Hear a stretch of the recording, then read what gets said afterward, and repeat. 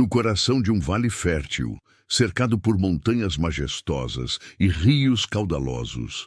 Havia uma cidade conhecida em toda a região por sua beleza, riqueza e poder.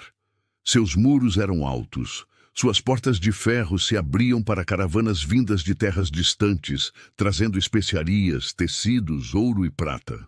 E quem passava por ali ficava impressionado com o brilho dos palácios, a movimentação dos mercados e o riso fácil de um povo que parecia não conhecer dificuldades. No entanto, poucos sabiam que por trás de tanta glória havia uma história esquecida. Aquela cidade fora erguida por homens e mulheres que temiam a Deus. Os primeiros colonos, ao chegarem àquela terra, dobraram os joelhos, levantaram altares de pedras e dedicaram suas famílias e seus campos ao Senhor. Eles sabiam que sem a bênção de Deus, nada prosperaria. Foi assim que, durante décadas, o povo experimentou paz, justiça e fartura. Mas o tempo passou. Os filhos daqueles pioneiros cresceram em meio à abundância e começaram a pensar que a prosperidade era fruto apenas de suas próprias mãos. Pouco a pouco, os altares foram abandonados, as orações silenciadas e o nome de Deus, antes reverenciado, foi substituído pelo louvor às riquezas e ao poder humano. Os governantes se exaltavam como deuses, confiando na força de suas muralhas. Os juízes vendiam sentenças por suborno. Os comerciantes adulteravam as balanças, enganando os pobres. Viúvas e órfãos eram esquecidos e os estrangeiros tratados com desprezo. O que antes era uma cidade marcada pela justiça tornou-se um lugar de opressão e arrogância. Entre os jovens, a fé passou a ser motivo de zombaria. Eles preferiam as festas regadas a vinho, as músicas que exaltavam o prazer e os banquetes intermináveis. Para que servir a um Deus invisível se temos tudo o que precisamos em nossas mãos?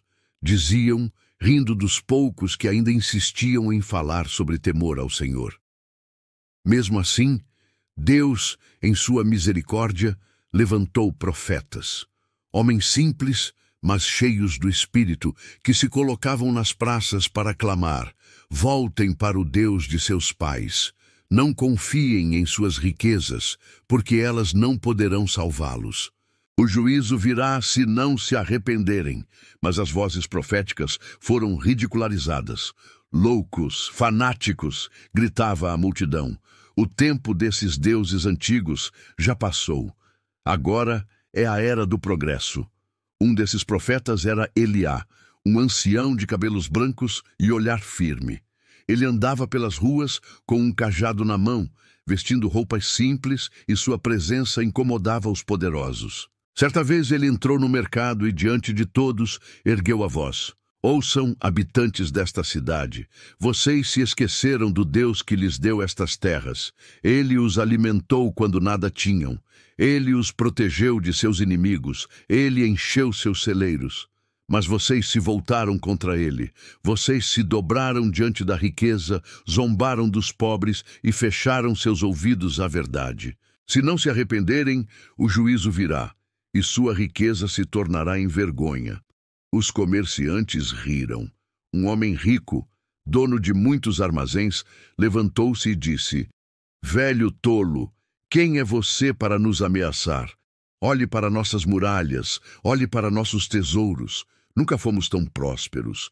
Se seu Deus fosse real, já teria nos destruído há muito tempo. Saia daqui antes que o expulsemos à força. Ele abaixou os olhos com lágrimas e apenas respondeu: vocês verão com seus próprios olhos que não se zomba de Deus. Ele não tarda e sua justiça não falha. Mas ninguém deu ouvidos. Poucos dias depois, sinais começaram a aparecer. O rio que cortava a cidade começou a secar de forma inexplicável, deixando o leito rachado. Os campos antes verdes foram atingidos por uma praga e parte da colheita se perdeu. Os céus pareciam fechar-se e as chuvas não vinham. Alguns começaram a se preocupar, mas os governantes chamaram sacerdotes de ídolos e adivinhos estrangeiros, oferecendo-lhes ouro para realizarem rituais. Esses homens resolverão o problema, disseram. O povo, enganado, continuou em seus caminhos. As festas aumentaram como se tentassem calar a consciência. Comamos e bebamos, porque amanhã tudo voltará ao normal, diziam. Mas o normal nunca voltou.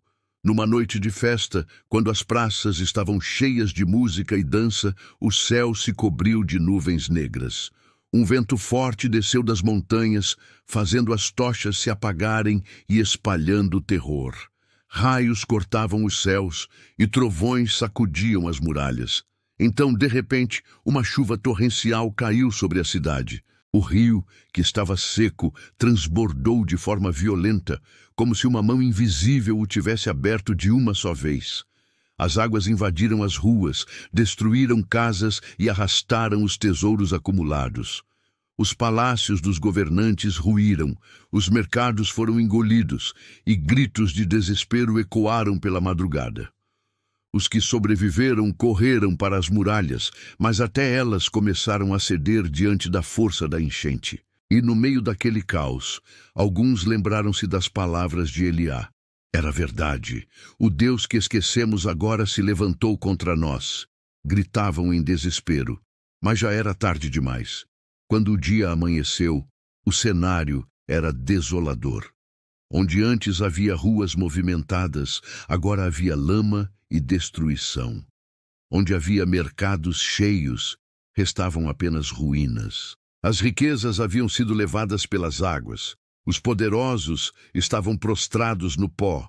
E a cidade, antes chamada de abençoada, tornou-se um exemplo do que acontece quando um povo se esquece de Deus. Eliá, o profeta, caminhava entre os destroços com o coração pesado. Ele não se alegrava com a queda, mas chorava pelo povo que rejeitara a verdade. O Senhor advertiu, mas vocês não quiseram ouvir, dizia. Agora resta aprender que sem ele nada permanece de pé. A história daquela cidade espalhou-se por toda a região. Viajantes, ao passarem pelas ruínas, contavam aos outros povos. Ali havia uma cidade rica, mas esqueceram-se do Deus que os sustentava.